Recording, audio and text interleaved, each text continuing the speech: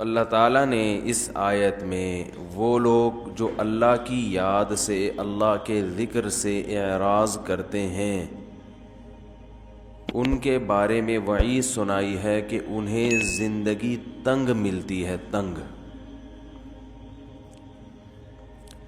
اس آیت کا جو سیاق و سباق ہے وہ حضرت آدم علیہ الصلاۃ والسلام کا دنیا میں بھیجنا، مٹی سے بنانا، ان سے پھر ایک غلطی ہوئی تو اس غلطی کی پاداش میں جنت سے نکالنا، اور پھر اللہ نے جب آدم علیہ السلام کو دنیا میں بھیجا تو اللہ نے ان سے فرمایا کہ اب یہ اعلان آپ آئندہ آنے والی نسلوں کو سنا دیں۔ دیکھیں، جب کوئی کہیں سے ہجرت کر کے آتا ہے تو اس کی کوئی ریزن ہوتی ہے نا۔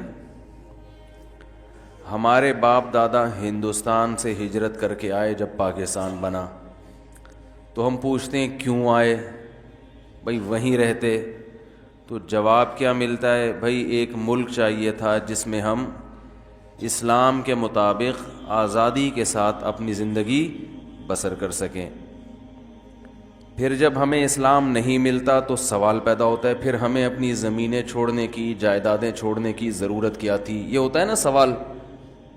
بھئی ایک کام کیا، اس کا آؤٹ پٹ نہیں نکل رہا تو سوال ہوتا ہے کہ وہ کام پھر غلط کیا گویا، کرنا ہی نہیں چاہیے تھا۔ تو یہ سوال تبھی اکثر یہ سوال اٹھایا جاتا ہے، بھئی جب پاکستان اسلام کے نام پہ بنا تھا تو اسلام کیوں نہیں ہے، کیوں نہیں ہے؟ تو حکومت کے پاس ان چیزوں کا جواب نہیں ہوتا۔ اب اگر حکومت یہ جواب دے کہ اسلام کے نام پہ بنا ہی نہیں تھا تو یہ بھی غلط ہو جائے گا۔ اگر یہ جواب دے کہ بنا تو اسلام کے نام پہ تھا مگر غلطی ہو گئی تھی، اب ہم اس کو سیکولر بنانا چاہتے ہیں، تو یہ جواب صحیح ہوگا؟ واہ بھائی، لاکھوں لوگ شہید ہو گئے، اب آپ کہہ رہے ہو کہ غلطی ہو گئی۔ وہ جیسے ہے نا، ایک آدمی نے ایسے اپنے بازو نا، ایسے جیسے باڈی بلڈر ہوتے ہیں نا، ایسے دکھائے اور کسی مشہور بلڈر کا نام لیا اور کہا آئی ایم فلاں، کوئی بلڈر ہوگا بڑا۔ دوسرے نے کہا آئی ایم، کوئی اس سے بڑے بلڈر کا نام لے لیا، آئی ایم مثلا بلڈر نہیں، کراٹے مین کا، آئی ایم بروس لی، ایک ایسے لات ہوا میں گھمائی۔ تو تیسرے نے ان دونوں کو ایک مکہ لگایا اور کہا کہ I am sorry, you are Bruce Lee, you are کچھ بھی لگا دیں اس کے آگے، اینڈ آئی ایم کیا ہوں؟ سوری۔ تو ایسے ہی لاکھوں لوگ شہید ہو گئے۔ ابھی پرسوں کسی نے بتایا کہ ان کے رشتہ دار جب 1948 میں مائیگریٹ کر کے آئے تھے، 15-20 افراد میں صرف 2 زندہ بچے، باقی سب راستے میں ہندوؤں کے ہاتھوں شہید ہو گئے۔ تو بڑی قربانی ہے لوگوں کی پاکستان بنتے ہوئے۔ اب آپ اگر کہیں کہ بھائی اس میں اب جس اسلام کے لیے یہ قربانی دی گئی وہ اسلام کہاں ہے، تو گورنمنٹ کہتے ہیں I am sorry, we are sorry, ہم سے غلطی ہو گئی، نہیں بنانا چاہیے تھا۔ تو یہ جواب درست ہوگا؟ بھائی غلط ہوگا۔ تو اسی طرح جب اللہ نے آدم علیہ السلام کو جنت سے دنیا میں بھیجا، اس مکھی کو کوئی کنٹرول کرے یار، ٹھیک ہے؟ یہ رفیع بھائی آپ کے علاوہ کوئی کنٹرول نہیں کر سکتا اس کا۔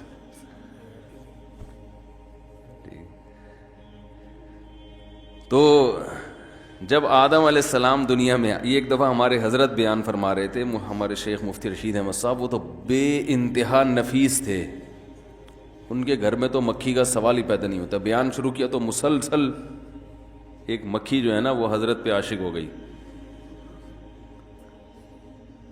تو وہ کنٹرول میں ہی نہیں آئی کسی سے۔ تو آدم علیہ الصلاۃ والسلام کو اللہ نے اس مٹی سے پیدا کر کے جنت میں رکھا۔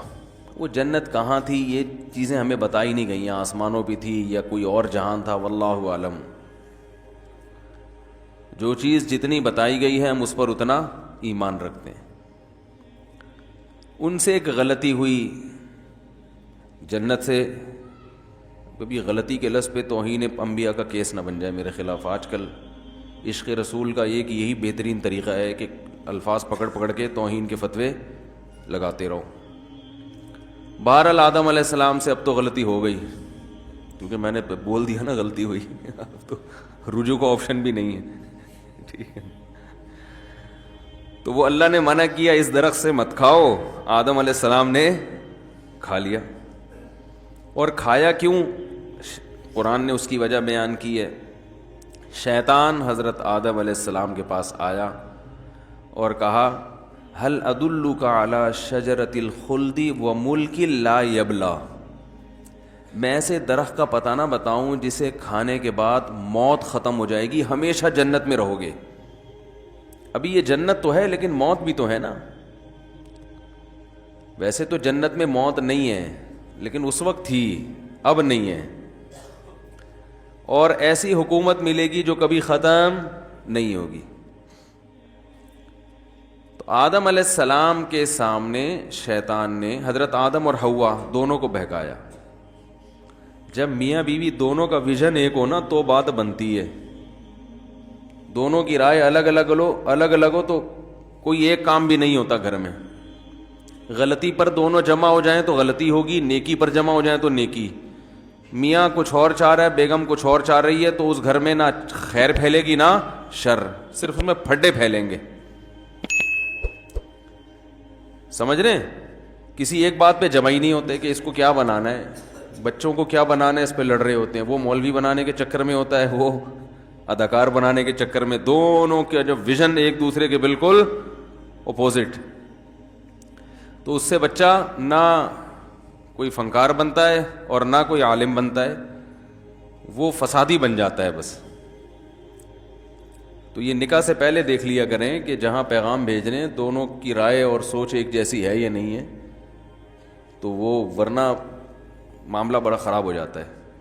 تو آدم علیہ السلام کے ساتھ شیطان نے حضرت حوا کو بھی سمجھایا. وہ شیطان ڈھیڑ ہوشیار, اس کو پتا تھا کہ دونوں میں سے ایک کو سمجھایا, دوسرے کی سمجھ میں نہیں آیا تو بات بنے گی نہیں. مثلاً اماں حوا کہتی کہ نہیں کھانا, اللہ نے منع کیا درخت کھانے سے. آدم علیہ السلام کہتے کھانا ہے, تو دونوں میں جھگڑا ہوتا نا. درخت کھائے نہ کھائے, جھگڑے کی وجہ سے جنت سے نکل جاتے. اللہ میاں کہتے کہ یہاں تو میں نے تم دونوں کو رکھا تھا آپس میں محبت کے لیے, اس پہ بھی تم لڑ رہے ہو, تو یہ تو جنت کا ماحول خراب ہو رہا ہے. اور درخت کھا کر تو توبہ کے ذریعے تلافی ممکن تھی. جب آپس میں جھگڑا ہوتا نا تو توبہ کر لیتے, مگر جھگڑا ختم. دنیا میں آنے کے بعد پھر جھگڑا کر رہے ہوتے کہ تم نے مجھ سے جھگڑا کیا تھا جس کی وجہ سے اللہ نے ہمیں جنت سے نکالا. دیکھو شیطان نے جنت سے نکلوایا تو شیطان سے پھڈا ہو گیا قیامت تک کے لیے.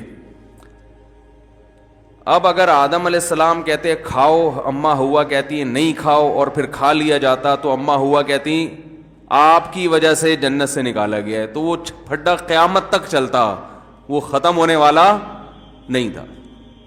سب یہی کہہ رہے ہوتے, ہر عورت اپنے میاں پہ بلی ڈالتی.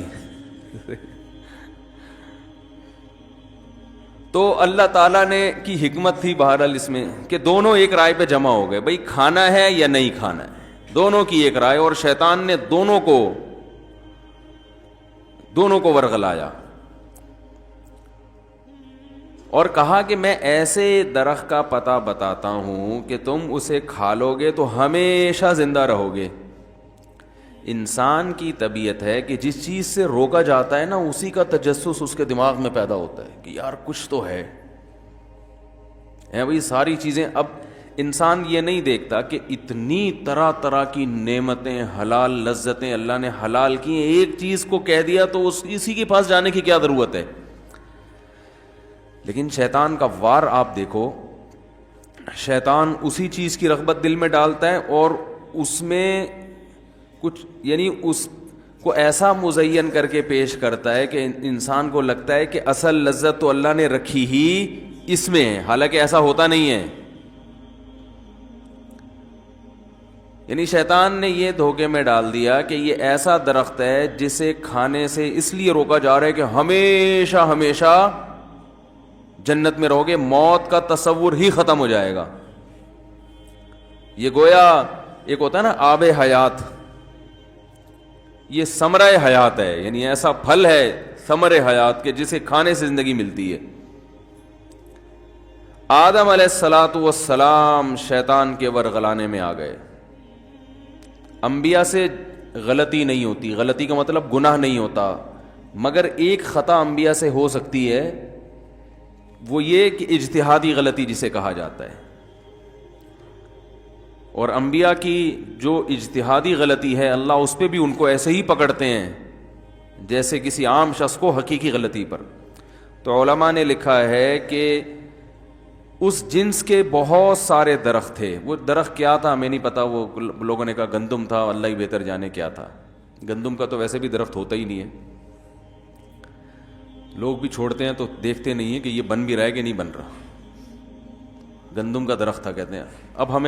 ابھی مجھے خیال آیا، ہم تو بچپن سے یہی سنتے آ رہے ہیں گندم کا درخت، لیکن اب خیال ہو رہا ہے کہ درخت گندم کا ہوتا ہی نہیں ہے۔ تو بہرحال وہ کچھ بھی ہو سکتا ہے۔ تو آدم علیہ السلام کے ذہن میں خیال آیا کہ اللہ نے یہ کہا ہے وَلَا تَقْرَبَا هَٰذِهِ الشَّجَرَةَ، ہادہ اشارہ کے وقت کہا جاتا ہے یہ والا درخت اس کے قریب مت جانا۔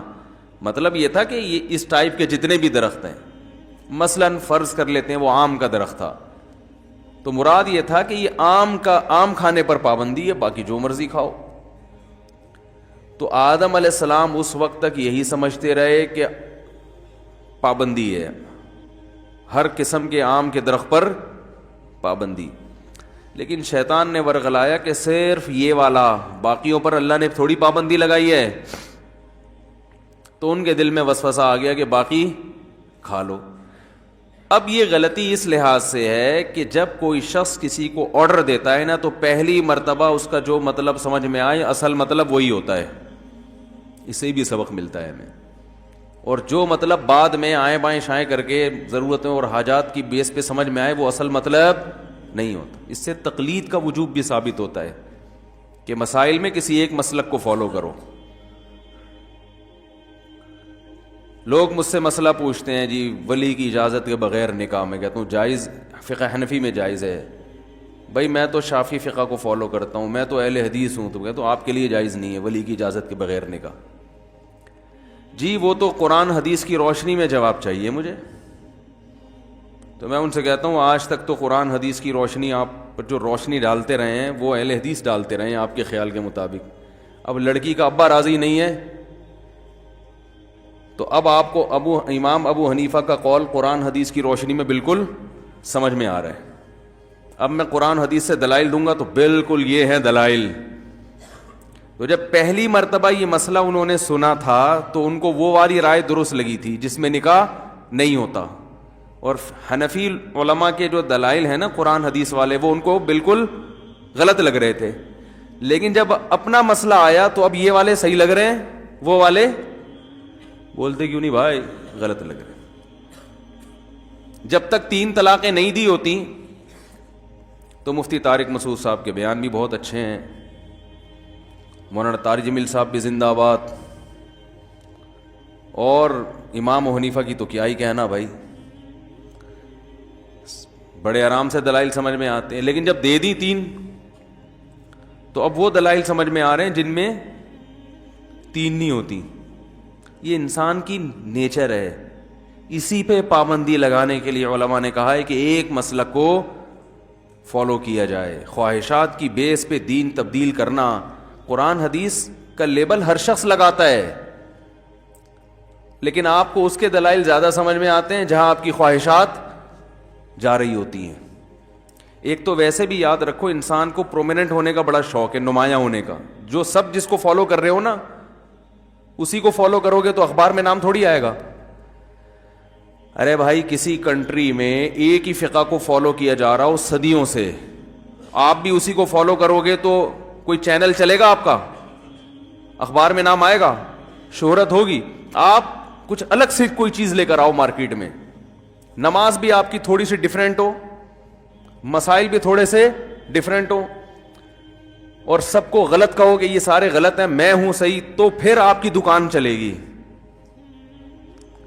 سمجھ میں آ رہی ہے بات؟ تو بعض لوگوں کو قرآن حدیث کے دلائل اس لیے سمجھ میں آ رہے ہوتے ہیں, حالانکہ دلائل دوسری طرف بھی ہوتے ہیں, لیکن یہ والے اس لیے سمجھ میں آ رہے ہوتے ہیں کہ ان سے ان کی دکان چل رہی ہوتی ہے. اور ویسے بھی 3 طلاق کے مسئلے میں تو اہل حدیث کا مسلک 100% غلط ہے. 3 طلاق میں تو ان سے فتویٰ لینا کسی بھی صورت میں جائز نہیں ہے. یہ الگ ٹاپک ہے, اس پہ میں کئی دفعہ دلائل سے بات کر چکا ہوں, دوبارہ ریکارڈ کرواؤں گا انشاءاللہ. ابھی میں اصل ٹاپک کی طرف آتا ہوں. تو اب دیکھیں, آدم علیہ الصلاۃ والسلام کو جب یہ کہا گیا کہ بھئی یہ درخت نہیں کھانا, تو اس وقت ان کے ذہن میں یہ آ گیا تھا کہ یہ اور اس جیسے دوسرے بھی سب حرام ہیں.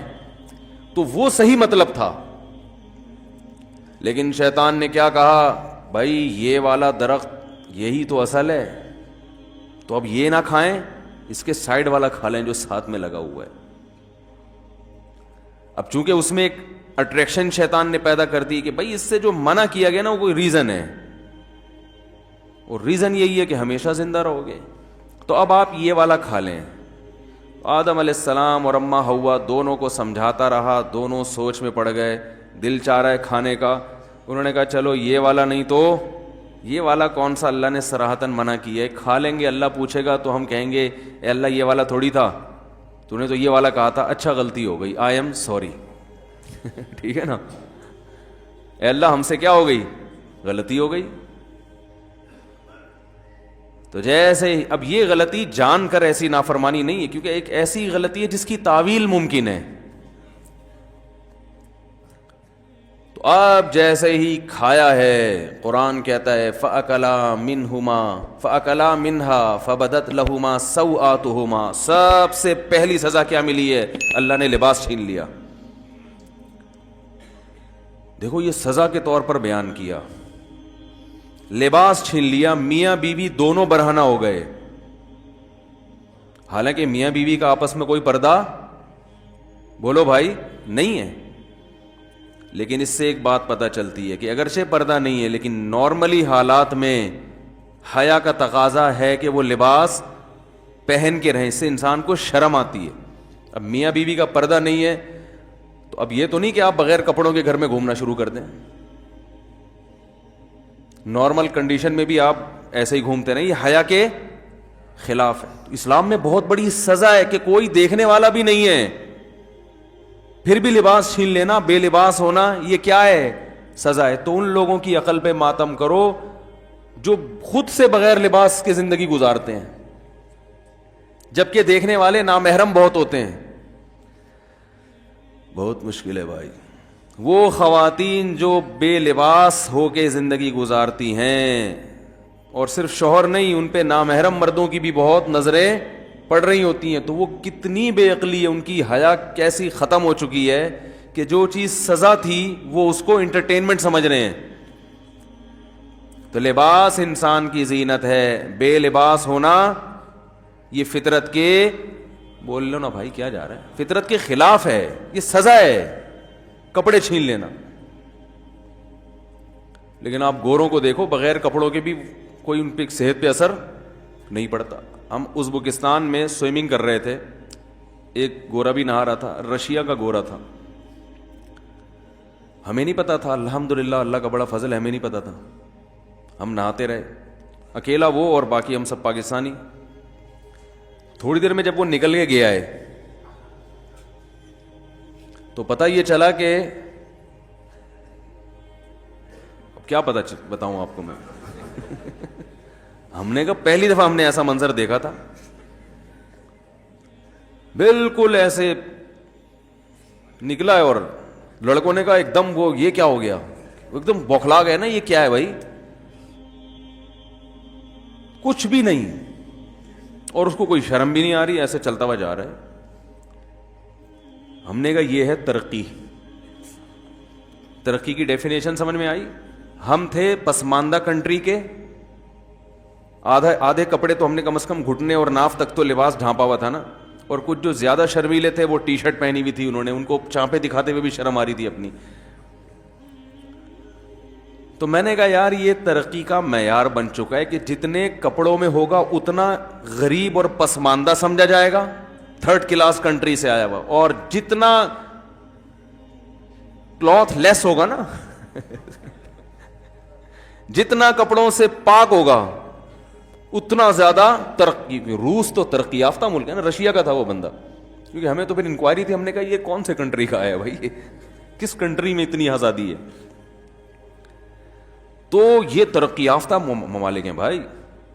اللہ تو بتا رہے ہیں کہ تمہارے دادا آدم اور حوا کو سب سے پہلے جو سزا ملی ہے وہ کیا ہے, ان کا لباس ان سے چھینا گیا. وَطَفِقَا يَخْصِفَانِ عَلَيْهِمَا مِنْ وَرَقِ الْجَنَّةِ, اور قرآن کے الفاظ دیکھو, فوراً جنت کے درختوں کے پتے توڑ کر اپنے جسم کو ڈھانپنے لگے. شرم آ رہی تھی ان کو, ایک دوسرے سے حیا آ رہی تھی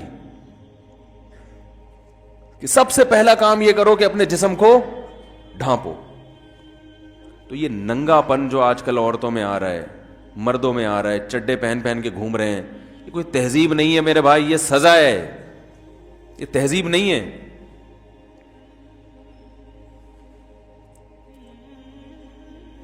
شریعت میں مرد کو حکم ہے کہ ناف سے گھٹنوں تک یہ 24 گھنٹے چھپانا ہے, سمجھ رہے ہیں, یہ محرم سے بھی چھپانا ہے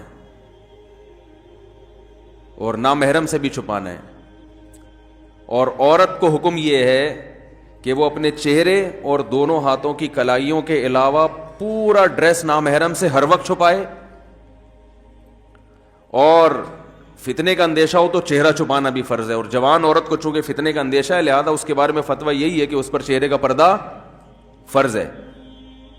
جو یہ کہتا ہے جوان عورت کے چہرہ چھپانا فرض نہیں ہے, اس میں فتنہ نہیں ہے, تو وہ پاگل ہے. سارا فتنہ کہاں سے ہوتا ہے؟ چہرے سے ہوتا ہے. تو یہ اسلام کا ایک بنایا ہوا نظام ہے, کرنا پڑے گا. اور اسی طرح جو خواتین گھر میں رہتی ہیں جہاں سب محرم ہوں تو ٹھیک ہے, وہاں چہرہ بھی کھول سکتی ہیں, کلائیاں بھی کھول سکتی ہیں, لیکن کھول سکنے کا مطلب یہ نہیں کہ کھولیں.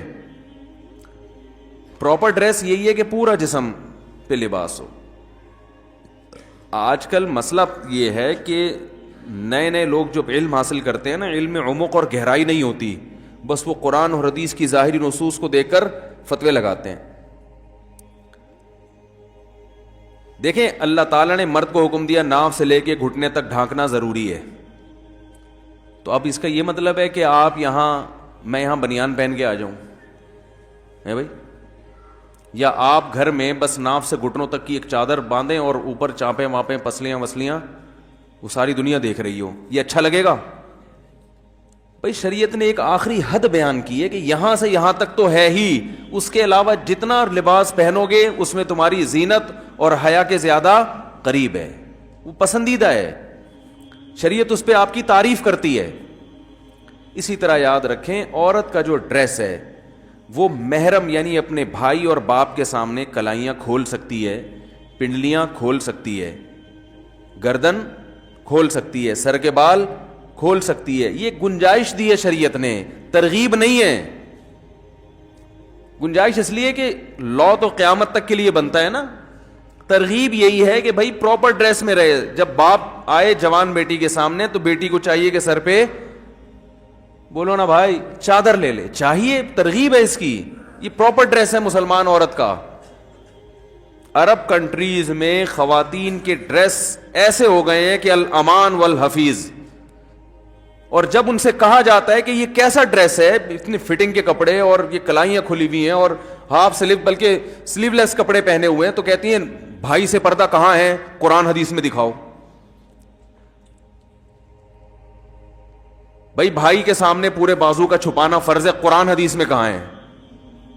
تو میں ان سے سوال پوچھتا ہوں, قرآن حدیث سے دکھاؤ کسی ایک صحابیہ نے یہ ڈریس پہنا ہو. تو جواب ملتا ہے کہ وہ ان کا کلچر ہے. یہ مغربی یلغار ہے. جب حیا ختم ہو گئی نا معاشرے میں حیا ختم ہو گئی تو قرآن حدیث کی تشریحات کے اصول بھی بولو بھائی چینج ہو گئے. تو یہ بالکل ایسا ہی ہے جیسے جب کوئی یہ دلیل دیا کرے نا کہ بھئی یہ سلیو لیس کپڑے پہن کے بھائی کے سامنے آنا جائز ہے کیونکہ بازوؤں کا بھائی سے پردہ نہیں ہے, تو ان سے بولا کریں کہ بھائی کو بھی چاہیے کہ وہ چڈی میں آپ کے سامنے آ کے بیٹھا کرے, کیونکہ وہ اس پر بھی یہ جو اوپر کی باڈی ہے اس کا پردہ فرض نہیں ہے. تو کبھی مجبوری میں نہا دھو کے آدمی باہر نکلا تو چلو ٹھیک ہے, لیکن نارملی کوئی مرد ایسا نہیں کرتا. اب یہ الگ بات ہے مرد پراپر ڈریس پہن رہا ہے اور اس کے لیے اس کو قرآن و حدیث سے دلیل نہیں چاہیے.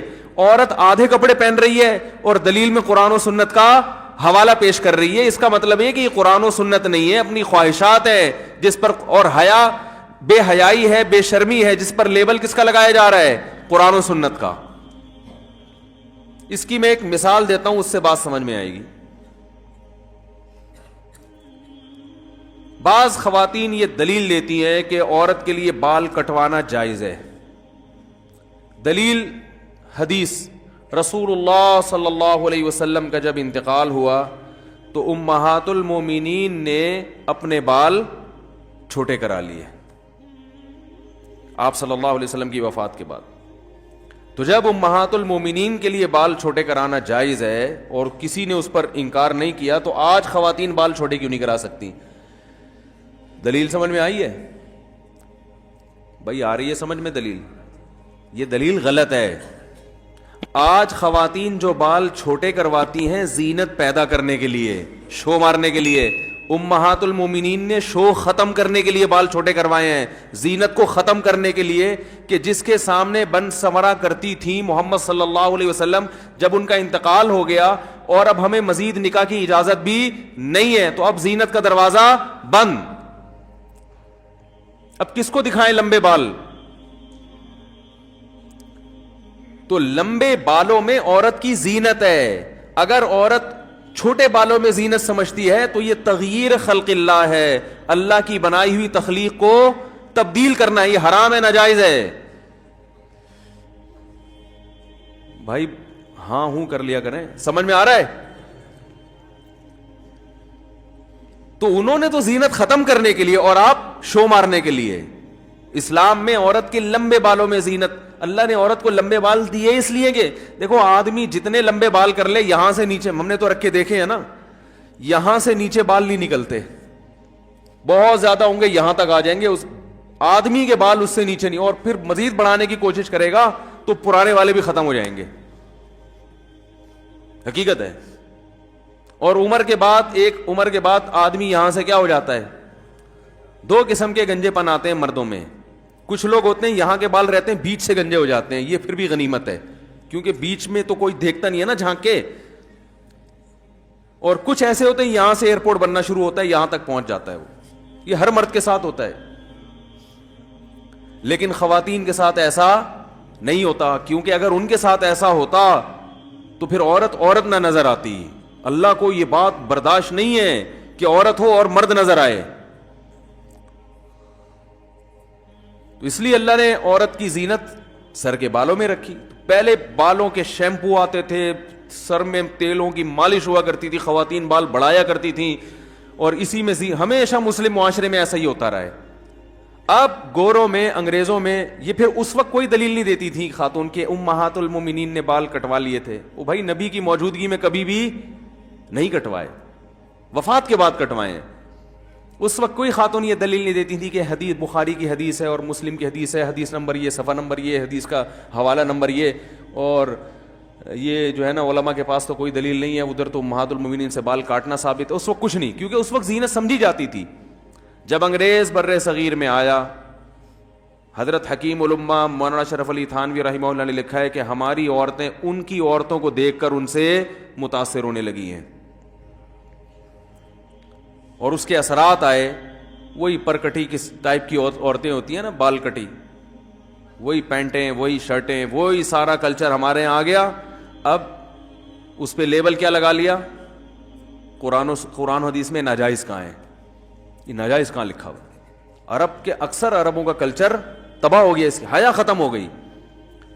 تو بچپن میں اپنی بچیوں کو سکھایا کریں کہ باپ جب گھر میں آئے, جوان بیٹی سر پہ بولو بھائی چادر لے لے, بھائی جب آئے تو جوان بہن کو چاہیے کہ سر پہ دوپٹہ لے لے. زیادہ سختی نہ کریں, کوئی حلال و حرام کا مسئلہ نہیں ہے, لیکن کم از کم جو بے حیائی ہمارے معاشرے میں پھیل رہی ہے, جو ماڈرنزم پھیل رہا ہے جس قسم کا, جس سے حیا ختم ہوتی جا رہی ہے, اس کے خلاف کچھ تو انسان جہاد کرے نا, کچھ تو رکاوٹ ڈالے اس میں. آج باپ کو شکایت ہے کہ بیٹی سنتی نہیں ہے بات کو, بھائی کو شکایت ہے کہ چھوٹی بہن پہ بھی میرا زور نہیں چلتا. اس لیے نہیں چلتا کہ اس سے حیا کیا ہو گئی ہے, ختم. اس میں شرم و حیا کیا ہو گئی ہے. جب لباس ایسا پہنے گی تو شرم و حیا ختم, جب شرم و حیا ختم تو بات سننا تو شرم و حیا کے بعد ہوتا ہے بھائی. جس میں شرم و حیا نہیں ہے وہ تو جواب دینے میں فخر محسوس کرتا ہے. شرم اور حیا ہی تو ہے جس سے نظام چلتا ہے دنیا میں. انسان کو شرم آتی ہے باپ کے سامنے اونچی آواز سے بات کرتے ہوئے, بوڑھے سے آگے چلتے ہوئے, علماء کے ساتھ بدتمیزی کرتے ہوئے, اور جو ہے وہ گھر میں جو رشتہ دار ہیں ان سے تمیز سے بات کرتا ہے. شرم ہی تو ہے. اگر یہ شرم آپ نے نکال دی تو بس پھر آپ خیر کی امیدیں نہ رکھیں. تو آدم علیہ الصلاۃ والسلام کو اللہ نے کیا سزا دی؟ درخت کا پھل کھاتے ہی سب سے پہلی سزا ملی ہے, اللہ نے ان سے ان کا لباس چھین لیا. وَطَفِقَا يَخْصِفَانِ عَلَيْهِمَا مِنْ وَرَقِ الْجَنَّةِ, جنت کے درختوں کے پتے فوراً اپنے اوپر ڈھانپنے لگے کہ حیا اور شرم کی وجہ سے. تو شرم انبیاء کی سنت ہے, سمجھ رہے ہیں؟ حیا انبیاء کی سنت ہے. اور پھر اللہ تعالیٰ نے آدم علیہ السلام سے کہا وَطَفِقَا يَخْصِفَانِ عَلَيْهِمَا مِنْ وَرَقِ الْجَنَّةِ وَنَادَاهُمَا رَبُّهُمَا أَلَمْ أَنْهَكُمَا عَنْ تِلْكُمَا الشَّجَرَةِ وَأَقُلْ لَكُمَا إِنَّ الشَّيْطَانَ لَكُمَا عَدُوٌّ مُّبِينٌ, اے آدم کیا میں نے تم دونوں سے پہلے نہیں کہا تھا کہ اس درخت کے قریب مت جانا, اور میں نے پہلے بتا دیا تھا کہ شیطان تم دونوں کا کھلا ہوا دشمن ہے, وہ تمہیں ورغلانے کی کوشش کرے گا. اب دیکھو شیطان کا ورغلانے کا اسٹائل بھی سمجھ میں آ گیا یہاں کہ شیطان ورغلاتا کیسے. لوگ یہ سمجھتے ہیں کہ شیطان گناہ کی خواہش دل میں ڈالتا ہے, یہ غلط ہے. گناہ کی خواہش یہ ویسے ہی دل میں ہوتی ہے. لوگ کہتے ہیں نا رمضان میں شیطان بند ہو جاتا ہے تو گناہ کیوں ہوتا ہے. تو گناہ کی جو خواہش ہے نا, یہ شیطان, بڑی پیاری بات کی ہے علماء نے کہ شیطان کو اللہ نے حکم دیا تھا آدم علیہ السلام کو سجدہ کرو, شیطان نے نہیں کیا, تو شیطان کو کس شیطان نے ورغلایا تھا؟ کیا ہو گیا بھائی؟ شیطان کو کسی شیطان نے بولا تھا کہ سجدہ نہیں کرو, یہ مٹی سے بنا اور تمہاری ویلیو گر جائے گی, تم آگ سے بنے ہوئے تم مٹی کو سجدہ کرو گے تو تمہاری ویلیو ختم ہو جائے گی. یہ پٹیاں کس نے بڑھائی تھی؟ کوئی اور شیطان تھوڑی تھا. شیطان کی اپنے ذات میں حسد اور جیلسی. تو انسان دو وجہ سے گناہ کرتا ہے. ایک تو یہ کہ اس کے دل میں خواہشات پوری کرنے کی چاہت اللہ نے ویسے ہی رکھی ہے. بھائی فرشتوں میں خواہشات ہوتی ہیں؟ نہیں ہوتی. فرشتوں میں نہ روٹی کی خواہش نہ کوئی اور خواہش, تو اللہ نے انسانوں میں رکھی ہوئی ہیں. روٹی بھی چاہیے, صحت بھی چاہیے, گھر بھی چاہیے, گاڑی بھی چاہیے, عزت بھی چاہیے, بہت ساری چیزیں چاہیے کر کے وہ ایک طویل فہرست بنائی ہوئی ہے اس نے. سر پہ بال بھی چاہیے, یہ بھی ضروری ہے. آج کل کیا ہمیشہ سے چاہیے, لیکن میں ان لوگوں سے کہتا ہوں کہ جو سر کے بال کٹا کے یہ سمجھتے ہیں کہ ہم اللہ کو راضی کر رہے ہیں, کم از کم یہ الزام اللہ پہ مت لگاؤ, ٹھیک ہے نا. بال کٹائیں, بعض لوگوں پہ ٹرینڈ اچھی لگتی ہے, لیکن اس کو سنت نہ سمجھیں. تو انسان کی طبیعت ایسی ہے کہ وہ خواہشات کی طرف مائل ہوتا ہے, اس کی فطرت ہے. وہ تو شیطان نہ بھی کہے تو مائل ہوتا ہے. دیکھو جب روزہ رکھتے ہیں تو ہمارا پانی پینے کا دل چاہتا ہے کہ نہیں چاہتا ہے پیاس میں, تو یہ شیطان سمجھا رہا کہ پانی پیو؟ بولے نا بھائی, وہ تو میڈیکل سائنس یہی کہتی ہے کہ جب پیاس لگے گی تو پانی پینے کا دل چاہے گا, تبھی تو روزے کا ثواب ملے گا. بھوک لگے گی تو روٹی کھانے کا دل چاہے گا. ہاں اب مسلمان یہ دیکھتا ہے بھائی اللہ کی طرف سے اجازت ہے تو کھا لو, اجازت نہیں ہے تو نہیں کھاؤ. اب روزہ ہے تو اللہ کی طرف سے اجازت نہیں ہے. بعض دفعہ اللہ کی طرف سے کھانے کا حکم ہوتا ہے. کسی ایسے شخص نے نفلی روزہ آپ نے رکھا ہوا ہے, دعوت کر لی جو آپ کے بڑوں میں سے ہے, قریبی رشتہ داروں میں سے ہے, آپ اس کی دعوت اٹینڈ نہیں کریں گے تو وہ ناراض ہونے کا خطرہ ہے. تو پھر شریعت کا حکم کیا ہے؟ یہاں روزہ توڑ دو. روزہ توڑ کے اس کی دعوت کھا لو. پھر فقہا کا اختلاف ہے, بعض کہتے ہیں کہ بعد میں قضا کرے, بعض کہتے ہیں نہیں کرے. امام حنیفہ کے نزدیک بعد میں قضا کرنا ضروری ہے. تو یہاں کھانا کیا بن گیا؟ حالانکہ اس وقت دل چاہ رہا ہوتا ہے کہ نہیں کھائے, کیونکہ اتنی مشکل سے دوپہر تک کا روزہ آپ نے برداشت کر لیا, صبح کی چائے چھوڑ دی, گٹکا بھی نہیں کھایا, صبح پان بھی نہیں کھایا, اتنی قربانیاں دے کے 12-1 بجے تک آپ پہنچے اور دعوت آ گئی, اور ایسی کی دعوت آئی جو آپ کے چچا لگتے ہیں رشتے میں اور بڑے قریبی ہیں. اب وہ ناراض ہو جائیں گے کہ یار آج ہی روزہ رکھنا تھا, میرے بچے کا ولیمہ ہے آج ہی روزہ رکھنا تھا. تو بہتر کیا ہے کہ آپ روزہ, حالانکہ یہاں دل چاہ رہا ہوتا کہ نہیں توڑو, کیونکہ فقہ حنفی میں تو بعد میں قضا کرنی پڑے گی نا اس کو, یا تو چلو بالکل ہی غریبی میں معاف ہو رہا ہوتا, کہتے بعد میں کون قضا کرے گا یار, آج رکھ لیا. تو خواہشات, یہ شیطان نہ بھی ہو تو انسان کے دل میں اللہ نے خواہشات کا ایک سمندر رکھا ہے. شیطان کیا کرتا ہے؟ شیطان یہ دیکھتا ہے کہ یہ آدمی اپنی خواہشات اس لیے پوری نہیں کر رہا کہ اس میں اس کو خطرہ ہے کہ آخرت میں جہنم کی سزا ملے گی. یہی وجہ ہوتی ہے نا مسلمان, ورنہ تو بھائی سارے چرسی ہیروئنچی ہوتے بھائی. مجھے لوگ آ کے بتاتے ہیں کہ یار وہ فلاں کنٹری میں اتنے لوگ 99% لوگ ڈرگز لیتے ہیں. چرس کا انگلش میں ایک بڑا ٹیکنیکل قسم کا نام آیا ہے جس سے چرس پینے والا چرسی بھی نہیں کہلاتا اور معاشرے میں اس کی عزت ہو جاتی ہے. کچھ دن پہلے ایک صاحب آئے کہ بھئی یہ یو کے سے آئے ہیں اور یہ ایک انگلش میں چیز میں نام بھول گیا وہ پیتے ہیں. میں نے کہا یار یہ تو ہم سے زیادہ پڑھے لکھے ہیں, وہ ایسی خوبصورت چیز پی رہے ہیں. یہ انگلش میں نا بڑا ٹیکنیکل قسم کا نام تھا. تو میں نے کہا وہ اس کو اردو میں ترجمہ کیا, انہوں نے کہا چرس. تو میں نے کہا یہ بولو چرسی ہے بھائی.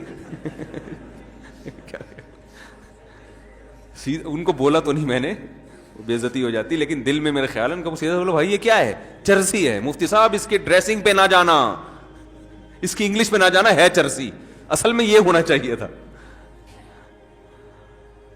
تو اب کیا ہے کہ وہ وہاں تو بہت زیادہ نشہ ہے نا, تو لوگ کہتے ہیں وہ اتنا نشہ کرتے ہیں, ہر آدمی شراب پیتا ہے, ہر آدمی زنا کر رہا ہے. تو میں کہتا ہوں بھائی وہ تو کریں گے, جب ان کا خیال ہے کہ زنا پہ کوئی سزا ہی نہیں ملنے والی ہے بھائی, تو 2 دن کی زندگی کوف سے کیا فائدہ, لائف کو انجوائے کرو. وہ صحیح کر رہے ہیں اپنے حساب سے.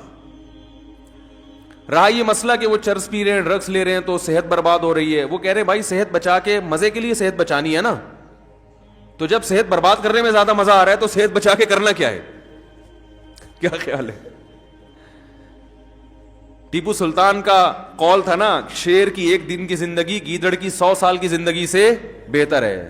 تو جو چرسیوں کی نظر میں یہ قول کا مطلب یوں ہے کہ ہیروئنچی کی 4 دن کی زندگی بغیر ہیروئنچیوں کی 4000 سال کی زندگی سے بہتر ہے. وہ کہہ رہے ہیں ہیروئن پی کے جو 4 دن میں جو مزہ آتا ہے وہ تمہاری بغیر جو ہیروئن کی زندگی ہے وہ 60-70 سال میں کیا ہے یار, یہ کوئی زندگی ہے؟ تو اس کا یہ نظریہ بن چکا ہوتا ہے. تو جب وہ اس کو کوئی آخرت کا خوف ہی نہیں ہے, اللہ کے سامنے جواب دہی کا وہ خوف ہی نہیں ہے, تو وہ جو چاہے کرے بھائی. مسلمان کیا کرتا ہے کہ جب گناہ کی طرف اس کی طبیعت مائل ہوتی ہے, جو ہر ایک کی مائل ہوتی ہے, علماء کی بھی ہوتی ہے, بزرگوں کی بھی ہوتی ہے, عام ہی آدمی کی بھی ہوتی ہے, یہ تو انسان کی نیچر ہے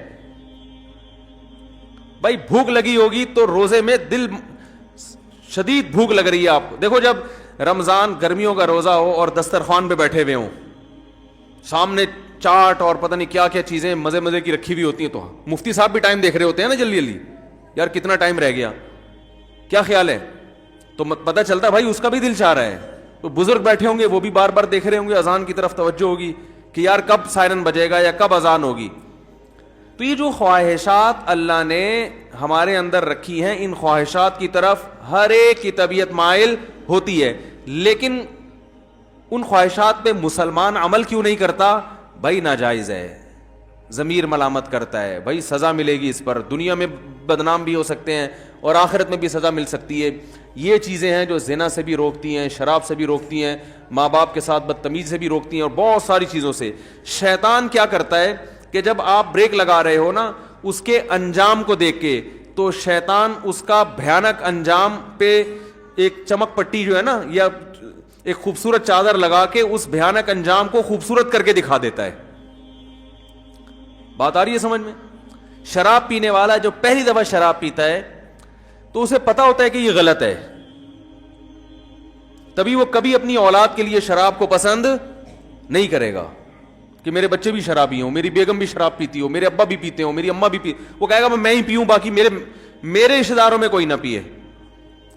تو پہلی دفعہ جب شیطان اس کو شراب پلواتا ہے, اسے پتا ہوتا ہے کہ یہ انسان کو پتا ہوتا ہے یہ غلط ہے, اس کا انجام برا ہے, سے جگر خراب ہو جاتا ہے, اور پھر عادت پڑ جاتی ہے, جو نہیں ملے گی تو دماغ خراب ہوگا, اور قتل بھی ہو جاتے ہیں, سب واقعات اس کے سامنے ہوتے ہیں. لیکن وہ یہ کہہ کے پیتا ہے کہ شیطان اسے کہتا ہے اگر تم نے یہ لذت حاصل نہیں کی اور اس کے بغیر ہی دنیا سے چلے گئے تو یہ مزہ تو بولو بھائی رہ گیا. بعض دفعہ یہ کہتا ہے پی لو ایک دو دفعہ سے کیا ہوتا ہے توبہ کر لینا. بعض دفعہ یہ کہتا ہے تمہاری ٹینشنیں اتنی ہیں کہ شراب کا جو نقصان ہے وہ نقصان اتنا زیادہ نہیں ہے جتنا یہ ٹینشن تمہیں نقصان دے رہی ہے, تو علاج کے طور پر پی لو, یہ ٹینشن تو ختم ہوگی نا. بھائی لوگوں کو غم ہوتا ہے نا, اسٹریس میں آتے ہیں, کوئی بھاگ گئی, کوئی منگنی ٹوٹ گئی, کہیں جاب لیس ہو گئے, درجنوں قسم کے مسائل دنیا میں لوگوں کے ساتھ چل رہے ہیں, تو اب وہ اسٹریس ہوتی ہے, ٹینشن وہ چائے سے ختم نہیں ہوتی, وہ کافی سے ختم نہیں ہو رہی, تو کہتے ہیں یار تھوڑا سا پی لیتے ہیں, دماغ کیا ہو جائے گا ریلیکس, وہ ٹینشن بھول جائیں گے. تو یہ شیطان یہ کیا کرتا ہے, وَزَيَّنَ لَهُمُ الشَّيْطَانُ أَعْمَالَهُمْ, شیطان قرآن کہتا ہے کہ شیطان کسی برائی میں جو بدبو ہے نا اور جو گندگی ہے اس کو ہٹا کے اس کو مزین کر دیتا ہے. زینت کسے کہتے ہیں؟ زینت کہتے ہیں نا کوئی مزین کا مطلب یہ نہیں کہ یہ چیز واقعی اچھی ہے یا نہیں ہے, میک اپ اچھا ہے, اس کو زینت کہتے ہیں. بھائی زینت اوپر کی چیز ہے نا, خواتین جو بیوٹی پارلر میں جا کے بنتی ہیں تو کیا اندر سے تھوڑی چینج ہو جاتی ہیں, جو بدصورت ہے وہ بدصورت ہی رہتی ہے, جو خوبصورت ہے وہ خوبصورت, لیکن بدصورت کو ڈسٹیمپر کر کے خوبصورت بنا دیا. دیکھنے میں بیوٹی پارلر والوں کی کوشش ہوتی ہے کہ دیکھنے میں اچھی لگے. دولہا بھی آج کل بیوٹی پارلر جا رہے ہیں تو اس کا مقصد کیا ہوتا ہے, دیکھنے میں کیسا لگے. تو زینت کا تعلق دیکھنے سے ہے کہ دیکھنے والوں کو اچھا لگے, حقیقت میں اندر سے اچھا ہو یا نہ ہو. کیونکہ اندر سے اچھا کرنا اس کے لیے بادام کھانے پڑیں گے روزانہ 1 پاؤ, پستے کھانے پڑیں گے, اور پھر ایکسرسائز, جاگنگ. کہتے ہیں یار 6 سال میں جا کے پھر بھی یقین نہیں ہے کہ لگیں گے بھی نہیں لگیں, صحیح ہے نا. تو اس کا طریقہ یہ وقتی طور پہ بادام میں وٹامن ای ہوتا ہے, تو ایسا کوئی ڈسٹیمپر کر دو جو دیکھنے میں ای نظر آئے, دیکھنے میں لگے بھائی اسکن جو ہے وٹامن ای سے بھری ہوئی ہے. تو وہ وقتی طور پر کام چلایا, اس کے بعد پھر جو ہے شادی مادی ہو گئی, اس کے بعد دوبارہ سے ویسے ہی پرانے جیسے تھے ویسے ہی نکل آئے. تو زینت کا مطلب کیا ہوتا ہے, دیکھنے میں اچھا. تو قرآن کے الفاظ دیکھیں, وَزَيَّنَ لَهُمُ الشَّيْطَانُ أَعْمَالَهُمْ, شیطان ان کے برے اعمال کو مزین کر دیتا ہے, یعنی برائی سے برائی ختم نہیں کر سکتا, لیکن وہ ایسا بنا دیتا ہے کہ دیکھنے میں وہ برا کیا لگ رہا ہوتا ہے, اچھا لگ رہا ہوتا ہے, دیکھنے میں اچھا لگ رہا ہوتا ہے. غور کرو گے تو نہیں لگے گا.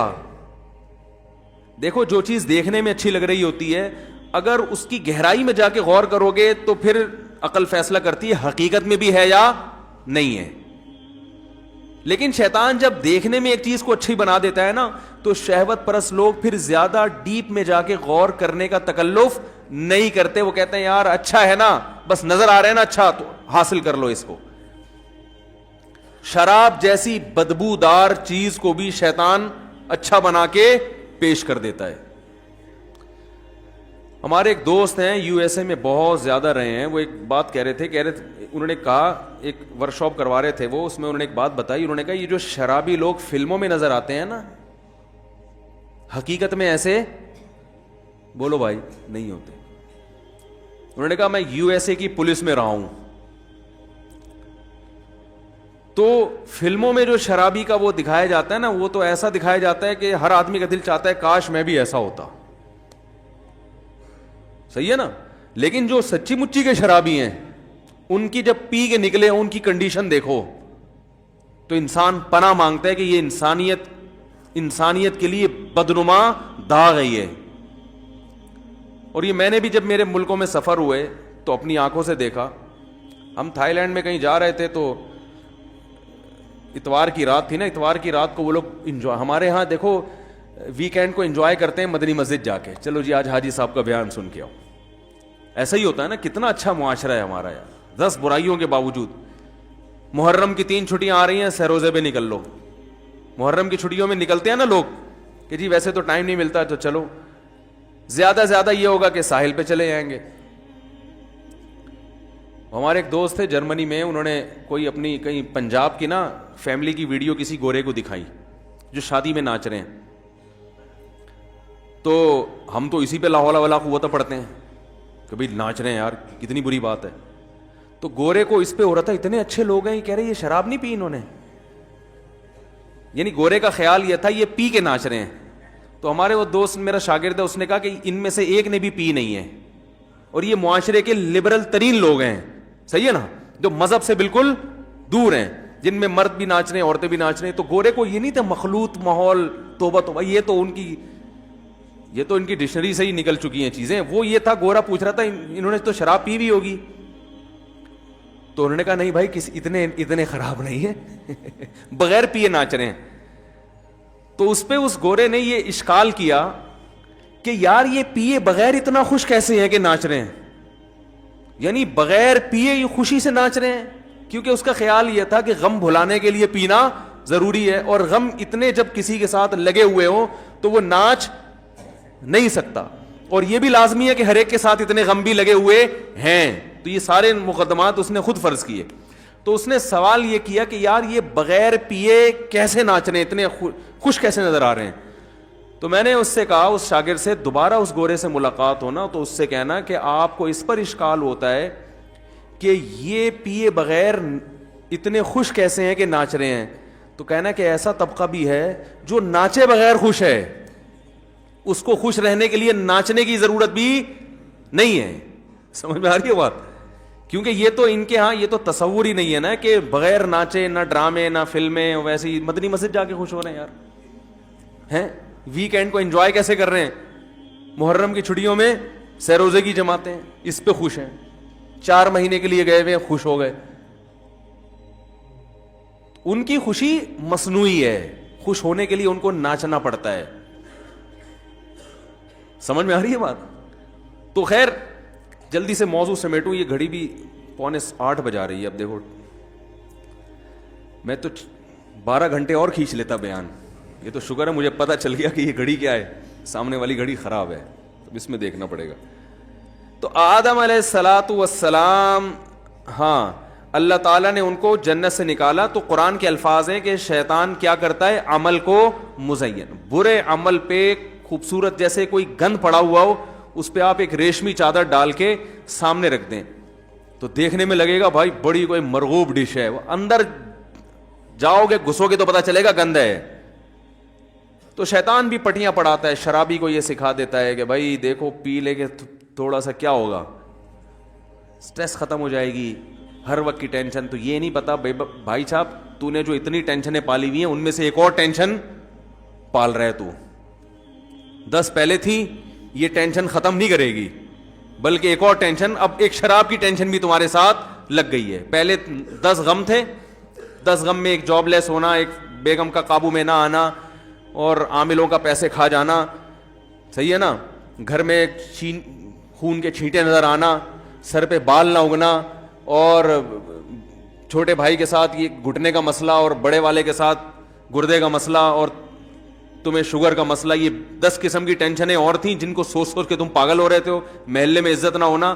اب شراب ان ٹینشنوں کو ختم نہیں کرے گی, ایک اور ٹینشن پیدا کر دے گی. وہ ٹینشن یہ کہ اب یہ نہ ملی تو وہ باقی 9 ٹینشنیں بھول جائے گا. تو سب سے بڑی ٹینشن تیری یہ کہ یہ ہر وقت چاہیے تجھے, اور جب پیے گا تو پبلک ٹینشن میں آ جائے گی تیری وجہ سے.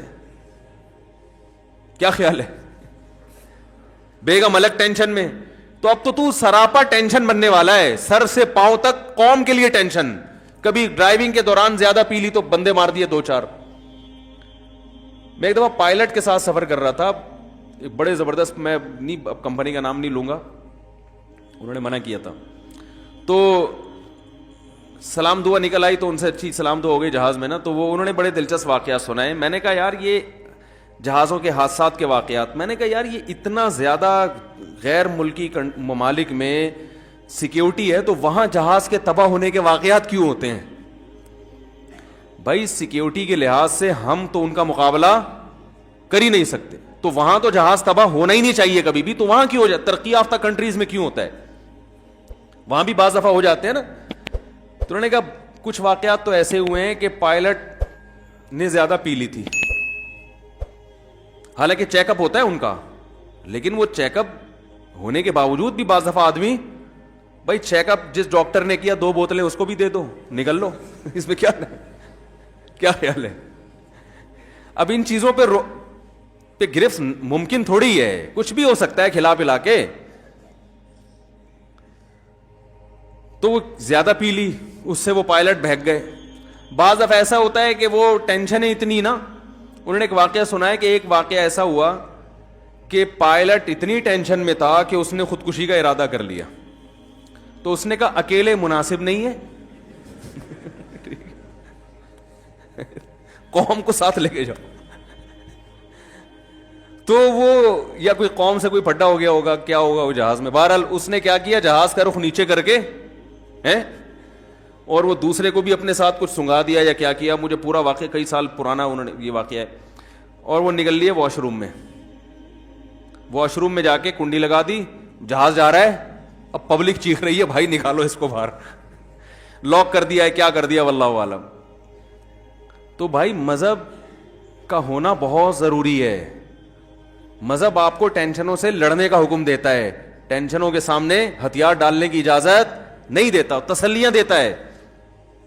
خودکشی کرنے والا کو بھی تو شیطان مزین کر دیتا ہے نا, کتنی بڑی برائی ہے, خود بھی مر رہے ہو, لوگوں کو بھی ٹینشن میں ڈال رہے ہو, لیکن خودکشی کرنے والے کے اس برائی کو شیطان مزین کر دیتا ہے کہ بھائی مر جاؤ گے تو ٹینشن ختم. حالانکہ ٹینشن تو بڑھے گی مرنے کے بعد, ختم تھوڑی ہوگی, اللہ کے سامنے حساب دینا پڑے گا. تو شیطان کی عادت یہ ہے کہ وہ برائی پہ اچھائی کا لیبل لگا کے, جیسے ہم لوگ ہر مشین پہ میڈ ان جاپان لکھ کے بیچ دیتے ہیں نا. مجھے ایک دفعہ بلڈ پریشر کی مشین چاہیے تھی اوریجنل کے چکر میں پورا کراچی پھرا ہوں میں, بالآخر ہر جگہ گئے, بڑی مہنگی ملی, مہنگی. میں نے کہا یار مہنگی کو چھوڑو, اوریجنل ہو, ڈیجیٹل مشین جو ہے نا. تو ایک شاپ پہ گئے, اس نے کہا یہ آپ چونکہ مفتی صاحب ہیں, جھوٹ نہیں بول سکتے, یہ سچی مچی کی اوریجنل جاپان کی.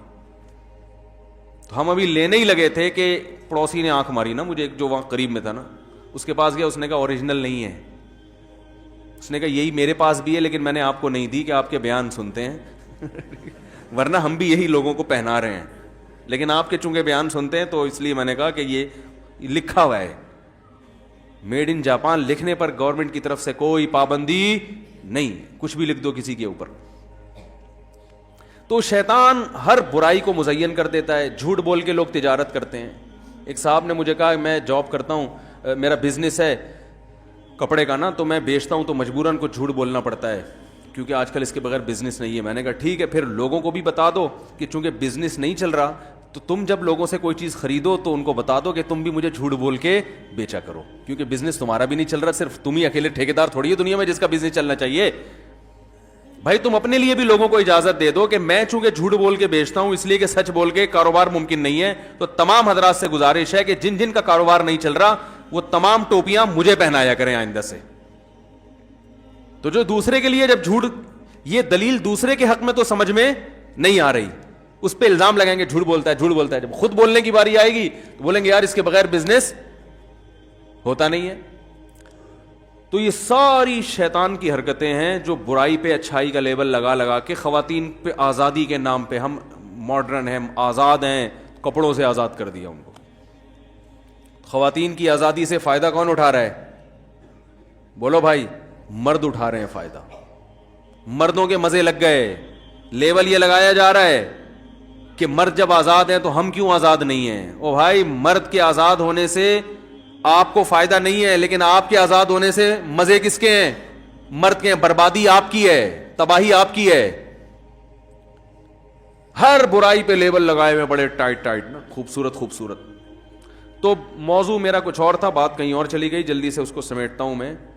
تو اللہ تعالیٰ نے آدم علیہ الصلاۃ والسلام کا پورا واقعہ بیان کیا, اس میں بڑے اسباق اللہ نے بیان کیے کہ ان سے لباس چھینا, وہ لباس جو ہے نا وہ تلاش کرنے لگے. پھر اللہ نے ان کو حکم دیا کہ اس جنت سے نکل جاؤ. پھر اللہ نے ان کو زمین پہ بھیجا اور پھر اللہ نے اعلان کروا دیا کہ آدم علیہ السلام کو حکم دیا کہ اپنی اولاد میں ہمیشہ کے لیے یہ اعلان کر دیں, یہ اعلان کر دیں کہ اب پیغمبر آتے رہیں گے اور آپ کو حق کی تعلیم دیتے رہیں گے. جو پیغمبروں کی دعوت پر لبیک کہے گا اس کے لیے یہ جنت دوبارہ مقدر, اور پھر ایسا مقدر بنے گی کہ اس میں کوئی ایک درخت بھی ایسا نہیں ہوگا جس کے کھانے پر اللہ کی طرف سے پابندی ہو, وہ ہمیشہ ہمیشہ کے لیے. اور ومن اعرض عن ذکری, جو میری یاد سے اعراض کرے گا یعنی میرے احکام کو فالو نہیں کرے گا, تو اے آدم ان کو اعلان کر دیں فإن له معیشۃ ضنکا, اس کو دنیا میں ہی تنگ زندگی دے دوں گا. کتنے لوگ ذہنی مریض بن چکے ہیں, اسٹریس ہر آدمی کی بیماری ہے, ہر آدمی کی, ہر دوسرا آدمی کس میں ہے. ایک صاحب میرے پاس آئے, کہہ رہے مفتی صاحب ایک عجیب ٹینشن ہے, نیند نہیں آتی, پریشان ہوں. میں نے کہا کیا وجہ پر؟ کہہ رہے وجہ تو کچھ بھی نہیں ہے. کہہ رہے سب کچھ صحیح ہے پھر بھی کیا ہے؟ خوف ہے, پریشانی ہے, ٹینشن ہے. تو دنیا سے دل لگا لیا, محبت دنیا سے کر لی, حالانکہ مسافر خانہ ہے, تو ٹینشن ہوگی کہ نہیں ہوگی؟ ارے بھائی آپ بزنس کلاس میں ٹرین میں سفر کر رہے تھے, آپ غریب آدمی تھے, جھونپڑی تھی آپ کے پاس, بزنس کلاس میں لا کے آپ کو کسی نے بٹھا دیا, ایئر کنڈیشن روم, اور بٹن دبا رہے ہیں, وہ آ رہا ہے مٹی والے چاول لے کے, وہ آتا ہے اکثر, میں نے وہی مٹی والے چاول ہی نکلتے ہیں, اللہ تعالیٰ ہدایت دے ان کو, بزنس کلاس کی بات کر رہا ہوں. وہ بریانی لے کے آیا, بریانی کے نام پہ ایک دھبا دیا اس نے آپ کو, وہ بریانی نہیں ہوتی جو شاید اب نئی ٹرینوں میں کچھ آ گئی ہو, تو وہ آپ کو اب اتنا مزہ آنے لگا کہ اب آپ کو اس ٹرین کے ڈبے سے محبت ہو گئی ہے بھائی, کہ یار یہ تو بڑا زبردست اے سی روم ہے اور ماشاءاللہ واش روم بھی بڑا صاف ستھرا. اب آپ کو اس سے محبت ہو گئی, اب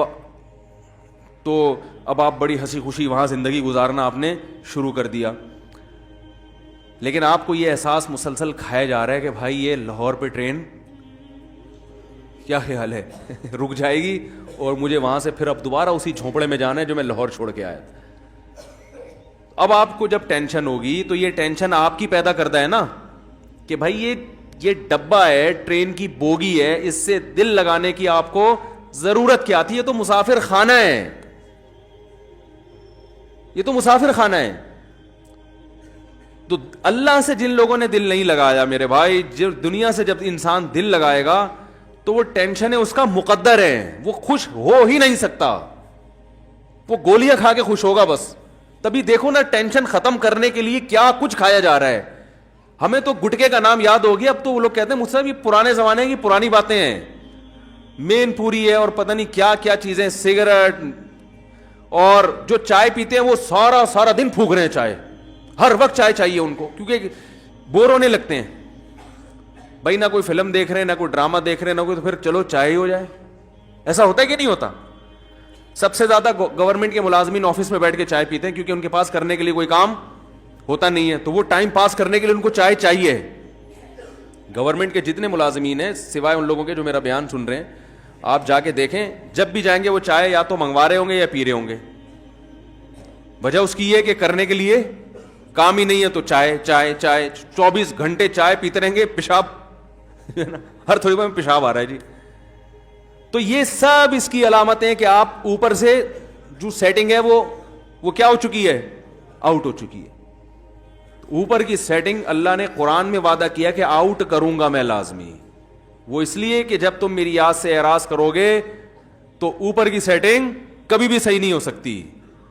علماء کہتے ہیں نا, دل یہ تمام پورے جسم کا بادشاہ ہے, اور بادشاہ جب کسی ملک پہ حملہ کرتے ہیں تو بادشاہ کو گرفتار کرنے کی کوشش کرتا ہے, وہ بھنگی چمار کو فوکس نہیں کرتا. تو اللہ تعالیٰ جب کسی سے دشمنی کرتے ہیں تو اللہ اس کے دل کو قابو میں لے کے اس میں پریشانی ڈال دیتے ہیں. باقی جسم کے پارٹس کو اللہ تعالیٰ ان سے دشمنی نہیں کرتے. اللہ کہتے ہیں سب صحیح ہوگی, باڈی پورا فٹ فاٹ ہوگا, کوئی مسئلہ نہیں ہوگا, لیکن دل میں اپنے قابو میں لے کے اس میں پریشانی ڈال دوں گا. تو اللہ تعالیٰ سے دعا کرنی چاہیے بھائی, اللہ تعالیٰ ہماری اس زندگی کو صحیح سمت میں لے کے جائے,